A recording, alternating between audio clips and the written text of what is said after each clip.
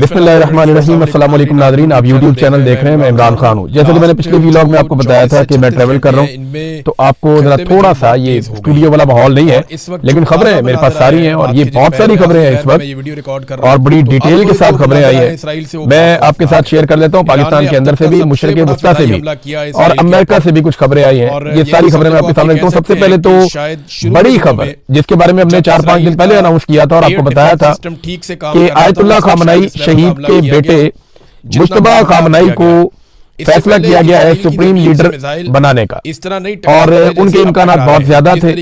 America ने उसके ऊपर एतराज किया था। डोनाल्ड ट्रंप ने कहा था जी मुझे पसंद नहीं है, मेरी मर्जी शामिल की जाए, मैं बताऊंगा किसको बनाना है और मेरी मर्जी का बंदा लगाया जाए। डोनाल्ड ट्रंप को पसंद नहीं था, लेकिन इसके बावजूद अनाउंसमेंट हो गई है कि मुश्तबा खामनाई, अब जिन्होंने एक हफ्ते के अंदर अपने वालिद को खोया, अपने बच्चों को खोया, अपनी बहन को खोया, अपने बहनोई को खोया और अपनी वालदा को खोया, इनका बहुत नुकसान हुआ और इनकी फैमिली ने बड़ी कुर्बानी दी है। तो मुश्तबा खामनाई को अब बना दिया गया है ईरान का नया सुप्रीम लीडर, और इनके ऊपर एतराज अमेरिका ने किया था, डोनाल्ड ट्रंप ने किया था। देखिए पाकिस्तान में और ईरान में कितना फर्क है। तो ऐसा लग रहा है कि आसमान वहां पे एक सेक्रेटरी ऑफ द स्टेट का लेटर आता है जिसे साइफर कहते हैं, और उस साइफर के बाद इमरान खान की हुकूमत गिरा दी जाती है। सेक्रेटरी ऑफ द स्टेट को एक टके की औकात नहीं है इसराइल पर, और उसके एक लेटर के ऊपर पाकिस्तान के जर्नैलों की हवाइयां उड़ जाती हैं और जब जनरल बाजवा को मौका मिल जाता है कि चलो मेरी एक्सटेंशन का मामला बन गया, जो मैं चाहता था वो हो गया, अब ये मेरे पास साइफर आ गया, तो इसको दिखा के मैं जनरलों को काबू करूंगा और इमरान खान की हुकूमत गिरा दूंगा। और फिर इमरान खान साहब का रिजीम तब्दील कर दिया गया, हुकूमत गिरा दी गई। ये किया गया एक सेक्रेटरी ऑफ द स्टेट के साइफर के ऊपर, उसके हुक्म के ऊपर। दूसरी तरफ अमेरिकी सदर खुद कह रहा है कि ये बंदा पसंद नहीं है, हम पहले और वहां पे ईरान में उसी बंदे को दौरान जंग अटैक हो रहे हैं, लगातार हमले हो रहे हैं और तारीखी नौबत के अटैक हो रहे हैं इस वक्त ईरान के ऊपर। इससे पहले कभी इतने खौफनाक अटैक नहीं हुए थे। मगरबी मीडिया के मुताबिक ईरान के 80% फिजाई दिफाई निजाम को तबाह कर दिया गया है। ईरान में वाक़े शहरान फ्यूल डिपो पर कल हमला किया गया, महरबाद एयरपोर्ट को निशाना बनाया गया है, आजादी स्क्वायर में जो है वो अड्डा जो है वहां पे वो भी चल रहा है, फौज के मुताबिक जो अड्डे उनको तबाह किया गया है। और इसके अलावा पासदारान इंकलाब का हेडक्वार्टर मलबे का ढेर बन गया है और 17 जहाज मगरबी मीडिया के मुताबिक उन्होंने दबो दिए ईरान के, लेकिन इसके बावजूद ईरान झुका नहीं। अमेरिका उन्होंने कहा नहीं, हमारा सुप्रीम लीडर कौन होगा इसका फैसला हम करेंगे, अमेरिका फैसला नहीं करेगा। तो पाकिस्तान में तो इम्पोर्टेड हुकूमत आ गई थी ना, और तब से लेकर अब तक हमारे पास एक अर्दली वज़ीर आज़म है जो जहां पे जूता देखता है, कीमती जूता देखते ही पॉलिश शुरू कर देते हैं। जूता अच्छा और कीमती होना चाहिए या किसी बड़े ताकतवर आदमी के पाँव में होना चाहिए, वहीं पे पॉलिश शुरू। और इंटरनेशनली शहबाज शरीफ साहब को शू शाइन बॉय का खिताब दिया जाता है और एक दफा नहीं बार-बार दिया जाता है। ईरान की अवाम ने खुद शाइन करार दिया है और उन्होंने पूरी सपोर्ट दी है। बहुत सारे ऐसे ममालिक जो ईरान के हमायती हैं उन्होंने भी मुश्तबा खामनाई के मामले में पॉजिटिव रिस्पांस किया है। अमेरिका को ये बिल्कुल पसंद नहीं आया। नाज़रीन, अब तेल की कीमतों पे आ जाए। आलमी मंडी में $100 से क्रॉस कर गई हैं। जब मैं ये वीडियो रिकॉर्ड कर रहा हूं तो इस वक्त $104 फी बैरल आलमी मंडी में तेल की कीमत है। अब अमेरिकी सदर डोनाल्ड ट्रंप कहते हैं कि ये वापस कम हो जाएगी, ये तो हम थोड़ी देर में मारकुटाई करेंगे ईरान की, हम उनके एटमी असासे खत्म कर देंगे और चीजों को खोल देंगे और सारा कुछ नॉर्मल कर देंगे, आबनाए हुर्मुज़ को भी हम खोल देंगे। मामला ये है कि आबनाए हुर्मुज़ में अमेरिकन अपने शिप ही ले जाए कम से कम, लेकिन वो दुनिया के मालिक को कहते हैं कि अपने शिप वहां से गुजार लो, कंपनियों को कहते हैं कि अपने शिप वहां से गुजार लो, जबकि अपने शिप जिनके ऊपर हथियार लगे हुए हैं उनको आबनाए हुर्मुज़ से दूर ले जाते हैं। रीजन क्या है? अमेरिकन अच्छी तरह समझते हैं कि यहाँ पे खतरा है और ईरान सचमुच मारेगा, लिहाजा सख्त डोनाल्ड ट्रंप को लगता तो है कि वो ये बंदिश खोल देंगे, लेकिन ईरान ये कह रहा है कि हम इस लड़ाई को लंबा लेकर जाएंगे। बल्कि ईरान के अंदर से उनकी हुकूमत ने कहा कि हम इस लड़ाई को वहां तक ले जाएंगे जहां तक डोनाल्ड ट्रंप का मिड टर्म इलेक्शन आ जाएगा, और मिड टर्म इलेक्शन में डोनाल्ड ट्रंप इबरत का निशान बन जाएगा। हम इस लड़ाई को वहां तक ले जाएंगे। तो डोनाल्ड ट्रंप ने कहा कि तेल सस्ता वापस हो जाएगा, और वो लोग बेवकूफ हैं जो ऐसा नहीं समझते, तो पता चल जाएगा, वक्त बताएगा बेवकूफ कौन है और नेतन्याहू की बातों में कौन आ गया। अमेरिका ने एक बड़ा हुक्म जारी किया है सऊदी अरब के हवाले से, और याद रखिएगा ये बहुत बड़ी डेवलपमेंट है, छोटी बात नहीं। कोरिया जो है वो अमेरिका के साथ, अमेरिका ने कहा बताता हूं मैं आपको आगे, सऊदी अरब से और जापान तमाम अमेरिकी सफीर या सफारती अमला जितना भी है वो सारा निकल जाए, लड़ाई का हिस्सा बनना नहीं चाहते। इसका मतलब आप समझते हैं डोनाल्ड ट्रंप मदद मांग रहा है ये आखिरी ऑप्शन होता है। क्योंकि ऐसा लगता है कि क्या बड़ी जंग शुरू होने लगी है, सफीरों को भी निकालो यार। दोनों महाजों पे, एक तो अमेरिका, नॉर्मली वो क्या करते हैं अपने शहरियों को कहते हैं आप निकल जाएं, कोई भी इस लड़ाई, नॉर्मली वो क्या करते हैं अपने खास लोगों को कहते हैं आप निकल जाएं, चंद साथियों के, और जो सफारती अमला वो मौजूद रहता है नहीं मिल रही है। लेकिन अमेरिका ने सऊदी अरब के अंदर अपने सफारती अमले को भी कह दिया निकल जाओ। ममालिक, ऐसा लगता है कि उनके दिमाग में कोई बड़ा खेल चल रहा है, कुछ बड़ा वहां होने जा रहा है। देखिए अब अमेरिका चाहता क्या है, इसके ऊपर मैं आपको यहाँ पे एक स्टेटमेंट निकाल के देता हूँ, और ये बकायदा अमेरिकन कह रहे हैं, अपने मुंह से कह रहे हैं कि अरबों को इस लड़ाई में शामिल होना चाहिए। अमेरिका अकेला ईरान से नहीं लड़ सकता, उन्होंने ये अटैक कर, ये अमेरिकी हुक्मरान कह रहे हैं। तवज्जो हटाना चाहिए। और यहाँ पे जो स्टेटमेंट है मेरे पास, ये डोनाल्ड ट्रंप ने ये स्टेटमेंट सेनेटर लिंडसे ग्राहम ने दिया है, जो डोनाल्ड ट्रंप के बहुत करीबी साथी हैं। ऑलरेडी इनकार कर वो ये कहते हैं कि अमेरिका अकेला ईरान से नहीं लड़ सकता, अमेरिकी इत्तेहादी अरब मुल्कों को भी लड़ना पड़ेगा। तबाह कर दिया है। मैं अरब दोस्तों को कहता हूँ कि अमेरिका ने ईरान को मारा है और ईरान ने अरब मुल्कों को मारा है। क्या अरब मुल्कों ने भी ईरान को मारा है? और हम उनकी मदद करेंगे नहीं, तो अब ये काम करना होगा, वरना अमेरिकी इत्तेहादी मुआहदे पैदा करेगा, आपको नहीं मिलेंगे। अब अमेरिका ये चाहता है कि अरब ममालिक इस लड़ाई में उतरे। एक टीम वर्क होना चाहिए। अरब मुल्कों ने आखिरी लड़ाई कब लड़ी थी, आपको याद है? ये 1967 में इन्होंने आखिरी लड़ाई लड़ी थी डोनाल्ड ट्रंप ने अकेले इसराइल से, और उस लड़ाई में इसराइल ये क्लेम करता है कि वो जंग जीत गया था, बड़ी बहादुरी से उन्होंने लड़ी। मेरे से नहीं हो रहा। देखिए ना, इसराइल जीत ही गया था ना, तभी तो आज तक फलस्तीन आजाद नहीं होता ना। अगर तो अरब लड़ाई जीत जाते तो आज फलस्तीन एक रियासत होता, ईरानी वज़ीर ख़ारिजा, फलस्तीन एक अलग मुल्क होता।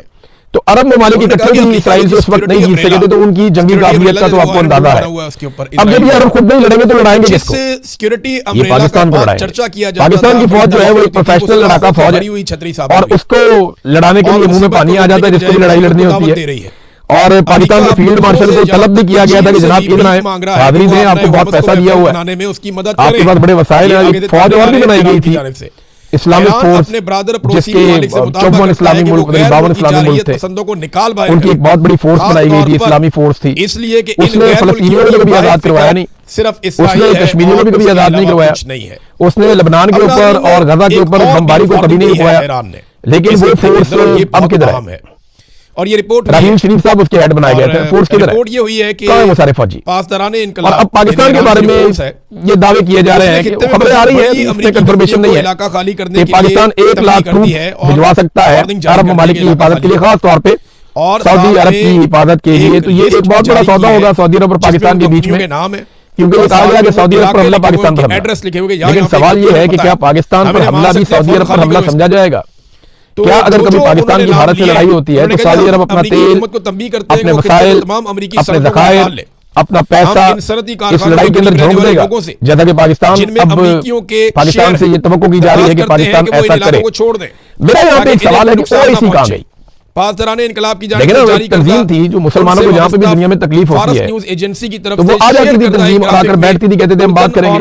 कश्मीरियों के मामले पे ओआईसी, फलस्तीनियों के मामले पे ओआईसी। अब जो असल मामला हुआ है, इसराइल ने ईरान के ऊपर अटैक किया, जारी की गई 187 बच्चियां कत्ल कर दी, ओआईसी गायब है, मकामात जो आपको ओआईसी दिखाई नहीं दे रही। तो ओआईसी का ना होना भी एक अजीबोगरीब सूरत-ए-हाल पैदा कर रहा है। अच्छा, एक दावा किया गया था कि यूएई ने, मैंने आपको पिछले वीडियो में बताया था कि यूएई ने उसकी तस्दीक नहीं की, मिलिट्री, लेकिन इस्राइली सोर्सेज ने दावा किया था कि यूएई ने, यानी मुत्तहिदा अरब अमारात ने पहला अटैक कर दिया ईरान के ऊपर। लेकिन अब यूएई के सोर्सेज से उसकी तरदीद आ गई कि हमने अभी तक ईरान के ऊपर कोई अटैक नहीं किया। मैं आपको कैटेगोरिकली बता दूं कि अरब ममालिक ने ईरान की जानिब से आने वाले मिसाइलों को रोका है, उनकी जानिब से आने वाले ड्रोन्स को रोका है, लेकिन उन्होंने अभी तक ईरान के अंदर कोई ड्रोन या मिसाइल अपनी तरफ से नहीं भेजा। हाँ, ये जरूर है कि उनकी सरजमीन से बेशुमार हथियार वहां पे गए, उनकी सरजमीन से जहाज भी उड़ के गए हमला करने के लिए, उनकी फिजाई हदूद भी इस्तेमाल हुई, उनकी जमीन भी इस्तेमाल हुई, उनका जो समुद्री रास्ता भी इस्तेमाल हुआ, और उसकी रिटेलिएशन में ईरान ने वापस उन्हीं रास्तों पे, उन्हीं जगहों पे अटैक किया,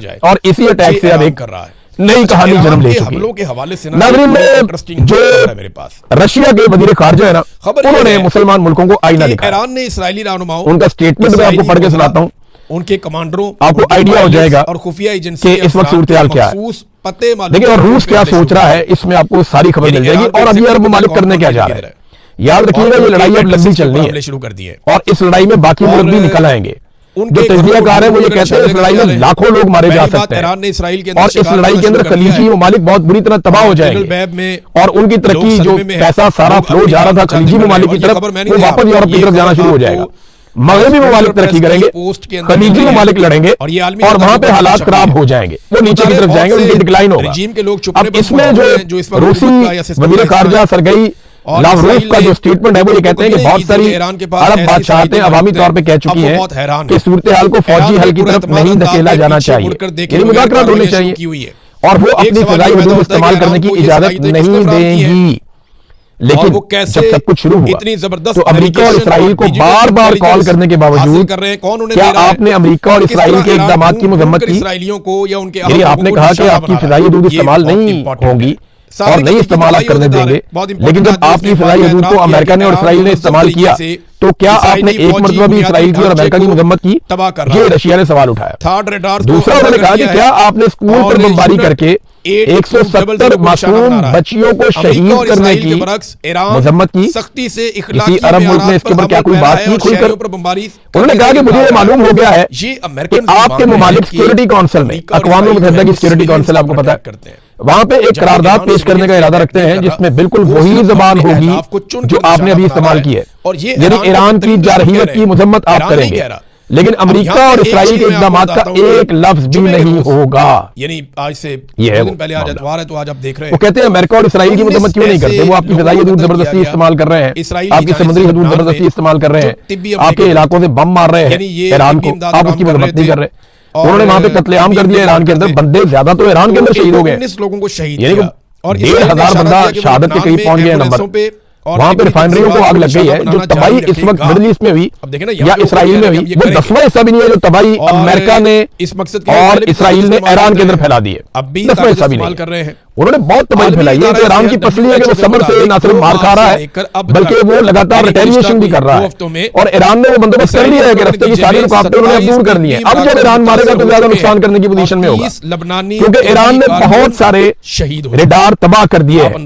गुज़िश्ता 24 घंटों में ईरान के दावे के मुताबिक उन्होंने खित्ते में अमेरिका के 4 मजीद रेडार तबाह कर दिए हैं और ये third anti missile defence system के जो है वो रेडार थे। और जब आप रेडार को हटा देते हैं तो फिर जो आपका एयर डिफेंस सिस्टम है वो ईरान ये कमजोर पड़ कि जाता जनाब है, अक़वाम वो डायरेक्शनलेस हो जाता है, उसको पता नहीं चलता कि क्या करना है। जवाबी कार्रवाई कर रहे हैं। यहाँ पे एक मिसाइल उड़ता है बहरीन से, उसकी वीडियो है बकायदा, जबकि हमारे ऊपर और बहरीन से ही उड़ता है, बहरीन में गिर जाता है करीबी शहरी इलाके में। हमले में पहल अब ये मिसाइल यहाँ से उड़ के यहीं पे गिर रहा है, इसका मतलब है डायरेक्शनलेस मिसाइल है सिविलियन को मारा और वो अपने निशाने की तरफ नहीं गया।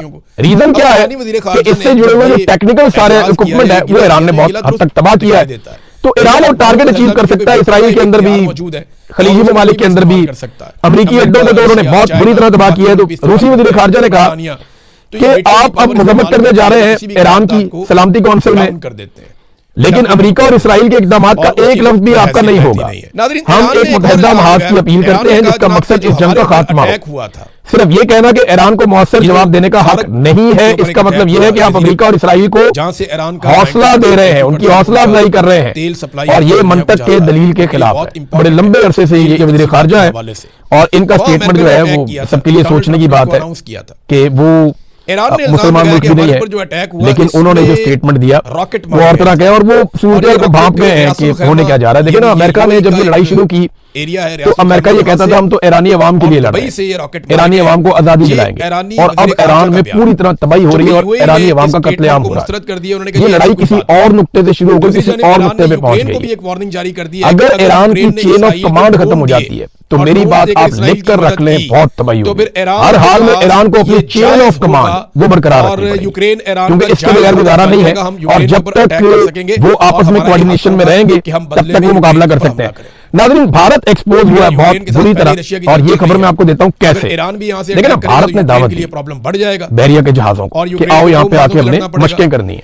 अब ईरानी जहाज भी जाके वहां पे मशकें की। किसको फराहम करने हैं? अमेरिका ने भारत खुद एतराफ कर रहा है कि उसने ईरान की एक और पीठ में चिराग भोंक दिया। वो कैसे? वो इस रीजन वो खुद से ये बता रहे हैं, तो जंग चल रही है, जनरल उपेंद्र ये खुद से बता रहे हैं कि समंदर का जनाब हमारे इसराइल के साथ स्ट्रेटेजिक ताल्लुकात है, हमने अपने पानियों में ऐसा कुछ नहीं हुआ, लेकिन जब हमारे पानियों से निकलकर बैनुल अक़वामी पानियों के अंदर ये ईरान का जहाज चला गया तो तब हमने इसराइल को बता दिया कि जनाब इसका मुकाम क्या है और ये किस जगह पे है, तब इसराइल ने उसको तबाह कर दिया। तो हमने तो जनाब क्योंकि हमारा ताल्लुकात है इसराइल के साथ, हमने उनको बता दिया। और भाई वो लड़ने थोड़ी आया हुआ था, वो तो आपका मेहमान था, उसको घर तो वापस जाने देते आप। डोनाल्ड ट्रंप का सौदा उसके बाद उसके साथ जो मर्जी करता है इसराइल, लेकिन कोई नहीं मानेगा। भारत ने सिचुएशन बहुत ये बता दिया कि वो इस लड़ाई में ईरान के साथ नहीं, पूरी तरह से इसराइल के साथ खड़ा है। देखिए अगर पाकिस्तान इस वक्त ईरान के साथ लड़ता है तो इसराइल को बड़ी सपोर्ट मिलेगी। इसराइल को और कुछ नहीं चाहिए कि पाकिस्तानी फौज ईरान के साथ लड़ पड़े, और एक उनकी इससे बहुत फायदा होगा इसराइल को, बहुत ज्यादा फायदा होगा। पाकिस्तान में जनरलों को फायदा हो जाएगा,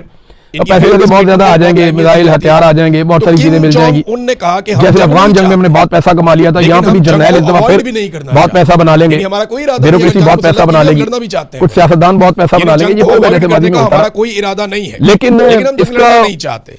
अमेरिका ने सबसे ज्यादा फायदा इसराइल को होगा, ईरान को और पाकिस्तान को नुकसान होगा, क्योंकि इस सरहद के ऊपर अगर अब आप ये करते हैं या लड़ाई होती है तो हमने तो साथ साथ ही रहना है। आप अपने पड़ोसी बदल नहीं सकते, अमेरिका और साउथ कोरिया की पड़ोसी आपके वही रहते हैं। तो ये हमारी इनके साथ एक ऐसी चपकलिश खुदा न खास्ता शुरू हो सकती है जो फिर जारी रहेगी। पाकिस्तान को करना सिर्फ इतना है कि किसी तरह भी अमन के लिए कोशिश करे और लड़ाई से गुरेज करे। चाइना ने एक बड़ी कार्रवाई डाल दी है, वो अगले वीडियो में आपको बताऊंगा। बड़ा कमाल काम किया चाइना ने, लेकिन एक दावा सामने आ रहा है। दावा यह है कि कहीं नेतन्याहू एटमी हमला तो नहीं कर सकता। निकाल के वहां से ले गया जॉर्ज गिलोवे, इन्होंने एक स्टेटमेंट दिया है कि इसराइल बहुत सारे ऐसे काम कर रहे हैं जंग में जिसमें अमेरिका कहता है कि हमारी मर्जी शामिल नहीं थी, इसराइल खुद से कर रहा है। और नेतन्याहू के बारे में आप कुछ भी कह सकते हैं, वो जंगी मुजरिम है पहले ही, वो कुछ भी कर सकता है। तो जॉर्ज गिलोवे जो है उन्होंने एक स्टेटमेंट दिया गुज़िश्ता रोज, और ये उन्होंने कहा नेतन्याहू ने हाल ही में ईरान के खिलाफ जौहरी हथियार इस्तेमाल करने के अपने इरादे का इशारा दिया है। हो सकते हैं ये एक तरह कोई भी जौहरी ताकत जो वजूदी खतरे में हो, जैसा कि इसराइल अब वादे तौर पर है ऐसा करेगी, तमाम ये दुनिया बदल देने वाला लम्हा होगा। अब ये धमाके होंगे, इसके नतीजे में ताबकारी होगी, तो इसका तो पाकिस्तान को और खित्ते को बहुत नुकसान होगा, खलीजी ममालिक को भी नुकसान होगा। जिधर हवा जाएगी उधर ताबकारी जाएगी। अब आप अंदाजा करें कि तो मामला अब ये है कि अगर ये एटमी धमाका हो जाता है खुदा ना खास्ता, या मामला वहां तक चला जाता है, मुल्क तो ईरान के अगर कुछ दो शहरों पे, अभी नजम सेठी भी ये कह रहे थे और ये डिस्कशन हो रही है कि दो गैर मकबूल शहर ईरान के, वहां पे एटमी धमाके किए जा सकते हैं डराने के लिए, धमकाने के लिए, और उसके बाद एक फतह का ऐलान किया जा सकता है। तो ये बड़ी अलार्मिंग सिचुएशन पैदा हो जाएगी, बहुत खौफनाक सिचुएशन बन जाएगी। इससे फिर दुनिया का निकलना मुश्किल हो जाएगा। ये दुनिया को एक आलमी जंग की तरफ खुदा ना खास्ता लेकर जा रहे हैं।